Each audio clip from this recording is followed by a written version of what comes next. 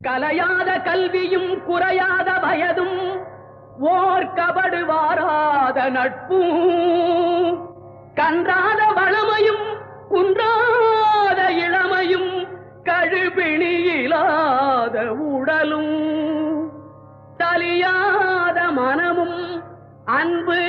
அகலாத மனைவியும் தவறாத சந்தானமும்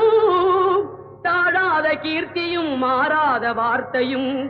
தடைகள் வாராத கொடையும்